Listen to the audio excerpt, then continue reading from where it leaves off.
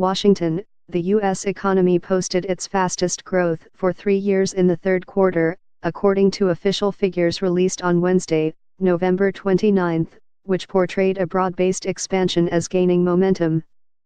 The revised figures surpassed President Donald Trump's 3% target for the second time in a row, showing that back-to-back hurricanes in late summer barely left a scratch on the world's largest economy. Third quarter GDP growth was revised up to 3.3%, 0.3 of a point higher than an initial estimate and the strongest performance since the third quarter of 2014, according to the Commerce Department.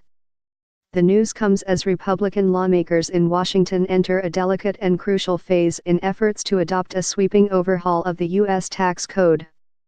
The White House and senior Republican lawmakers have argued that the $1.5 trillion tax package will pay for itself by spurring economic growth, though economists say there is little evidence to support this claim, especially in an already growing economy.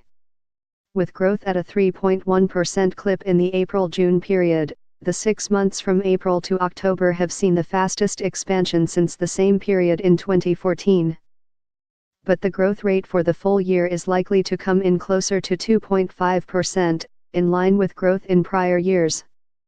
Third quarter growth reflected upward revisions to business spending on computer software and transportation equipment, with investment in equipment hitting its fastest pace in 3 years at 10.4%. State and local governments also appear to have spent more on buildings while manufacturing inventories were higher than previously estimated.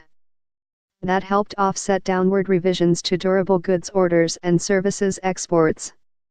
Sluggish wage growth in congressional testimony on Wednesday. Outgoing Federal Reserve Chair Janet Yellen said the expansion was increasingly broad-based across sectors as well as in much of the rest of the world. She said she expected growth would continue and the job market would strengthen somewhat further, eventually causing wages to rise after a period of sluggish growth.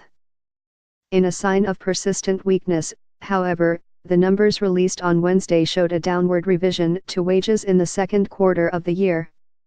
The quarterly increase in consumer spending on services, a key driver of the U.S. economy, was also unrevised at 1.5%, its lowest level in 4 years.